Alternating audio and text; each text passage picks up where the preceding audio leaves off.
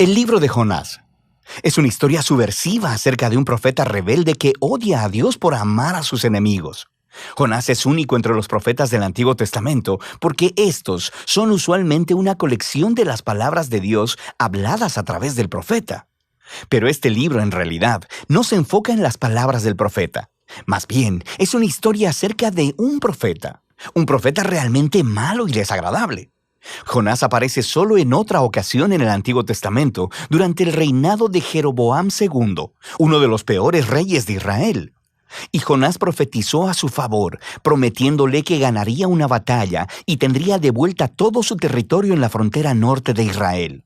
Ahora, es importante saber que el profeta Amós también confrontó a Jeroboam y a través de él, Dios específicamente revirtió la profecía de Jonás, prometiendo que Jeroboam perdería esos mismos territorios porque era muy malvado. Así que antes de siquiera iniciar la historia, sospechamos del carácter de Jonás. El libro de Jonás tiene un diseño hermoso, con toda su simetría y emparejamiento literario. Así que tienes los capítulos 1 y 3 contando la historia del encuentro de Jonás con personas que no son israelitas. Primero con unos marineros y luego con los odiados enemigos de Jonás, los ninivitas. Y cada parte ofrece un contraste cómico entre el egoísmo de Jonás y la humildad y arrepentimiento de los paganos. Los capítulos 2 y 4 contienen las oraciones de Jonás. Una es una oración de arrepentimiento o algo así, y la otra es una oración en la que Jonás reprocha a Dios por ser demasiado bueno. Este cuidadoso diseño del libro es acompañado por un estilo narrativo realmente único. La historia está llena de personajes estereotipados que irónicamente hacen exactamente lo contrario de lo que piensas que harán. Tienes al profeta, el hombre de Dios, que se revela y odia a su propio Dios.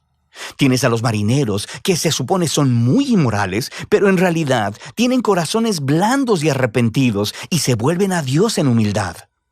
Tienes al rey del imperio más poderoso y sanguinario del planeta, y él se humilla delante de Dios por un sermón de 5 palabras de Jonás, y hasta las vacas del rey se arrepienten. Esta clase de historia encaja con lo que hoy llamaríamos una sátira. Estas son historias sobre figuras bien conocidas que son colocadas en circunstancias extremas y utilizan el humor y la ironía para criticar su estupidez y defectos de carácter. Profundicemos y veremos cómo todas las piezas encajan juntas. La historia inicia con Dios comisionando a Jonás para ir a predicar contra la maldad y la injusticia en Nínive, la ciudad capital del imperio asirio, el amargo enemigo de Israel. Pero en lugar de ir al este, a Nínive, Jonás se va en la dirección opuesta, encontrando un barco que va lo más al oeste que se pueda, a Tarsis. Ahora, la gran pregunta aquí es, ¿por qué? ¿Por qué huye Jonás? ¿Tiene miedo? ¿Le caen mal los ninivitas? Todavía no se nos dice. Así que el hombre de Dios intenta huir de Dios y aborda un barco lleno de marineros paganos. Entra en la nave y se queda dormido. Así que Dios envía una gran tormenta para despertar a su profeta, mientras, irónicamente, los sinceros marineros están completamente despiertos a todo lo que está sucediendo. Ellos pueden discernir que un poder divino está obrando aquí. Ellos echan suertes y descubren que Jonás es el culpable. Así que le piden que se explique, y Jonás escupe un montón de habladurías religiosas. Él dice, sí, soy hebreo y adoro al Señor, al Dios que hizo el mar y la tierra. Es una broma, ¿verdad? Dios hizo el mar y la tierra, claro que sí. ¿Y Jonás es tan tonto como para huir de este Dios subiéndose a un barco? Y cuando los marineros le preguntaron a Jonás qué es lo que deberían hacer, él les dice, mátenme lanzándome por la borda. Lo que parece muy noble al principio, hasta que te das cuenta que esto podría ser lo más egoísta que ha hecho hasta ahora. Quiero decir, ¿qué mejor forma de evitar ir a Nínive? Así que pone su sangre en las manos de estos marineros inocentes al tratar de obligarlos a matarlo. Y ellos se resisten, por supuesto, y se arrepienten delante de Dios incluso mientras lo arrojan. La tormenta se apacigua y ellos terminan temiendo al Dios de Israel. Y a diferencia de Jonás, ellos realmente adoran a Dios. Pero Dios frustra los planes de Jonás para escapar de Nínive. Mientras Jonás se hunde, Dios provee una extraña tumba acuática para él, el estómago de un gran pez. Ahora, por supuesto, en circunstancias normales esto sería la muerte segura, Pero en esta historia todo está de cabeza. Así que la muerte submarina de Jonás se convierte en su camino de vuelta a la vida. Atrapado en el estómago de esta bestia, Jonás eleva una oración donde técnicamente nunca dice que lo siente, pero sí agradece a Dios por no abandonarlo y promete que obedecerá a Dios a partir de ese momento, no importa lo que pase. Y la respuesta de Dios es algo cómica. La ballena vomita a Jonás en la tierra seca. Así que una vez más, Dios envía a Jonás a predicar en Nínive y Jonás obedece.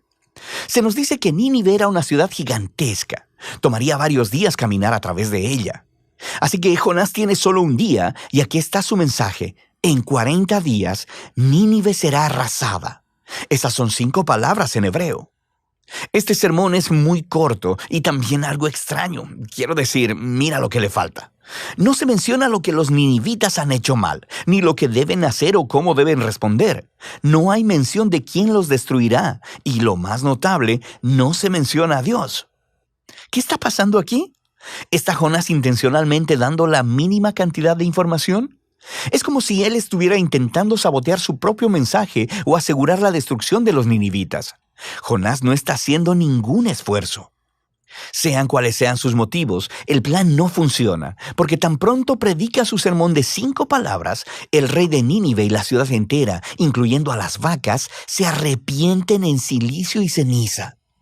Así que, por segunda vez, esos paganos malvados muestran que son más sensibles que el mismo profeta de Dios. De manera que Dios perdona a los ninivitas y no destruye la ciudad. Ahora, aquí tenemos la parte brillante de la historia. La última palabra del breve sermón de Jonás, arrasada, significa allanada, y puede referirse a una ciudad siendo arrasada o destruida como Sodoma y Gomorra, pero también puede usarse para referirse a algo siendo transformado, cambiado en su opuesto. Así que, cómicamente, las palabras de Jonás se vuelven realidad, pero no de la manera en que él esperaba. Nínive sí fue arrasada, conforme los enemigos de Jonás se arrepienten y encuentran la misericordia de Dios.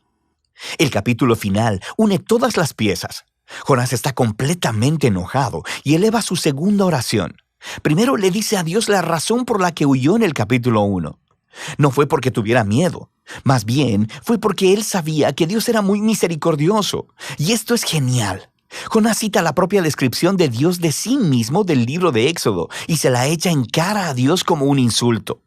Él dice que sabía que Dios es compasivo y que encontraría alguna manera de perdonar a esos horribles ninivitas.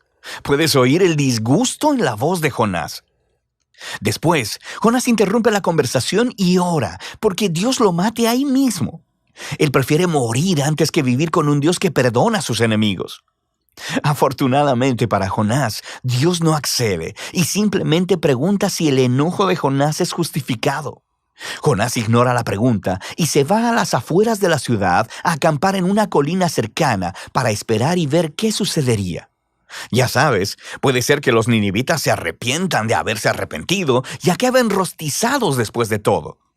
Lo que sucede después es muy extraño.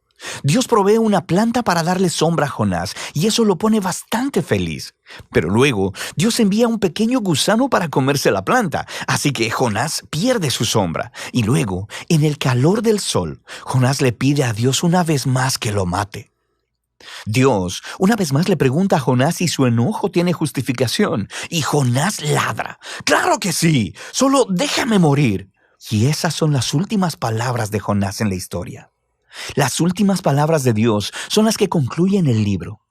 Él dice que el incidente con esta planta fue una manera de tratar de hacer entender a Jonás, ¿cierto? Jonás se preocupó y se puso sentimental por esta planta que solo disfrutó por un día. Y Dios le preguntó a Jonás, ¿no son los humanos un poco más valiosos que las plantas? Quiero decir, ¿no está bien que Dios pueda sentir la misma clase de emoción y preocupación por la ciudad de Nínive, que está llena de miles de personas quienes se han extraviado del camino y también por sus vacas? Y así es como termina el libro, con Dios pidiéndole a Jonás permiso de mostrar misericordia a sus enemigos. ¿Y cuál es la respuesta de Jonás? La historia no lo dice, porque ese no es el punto.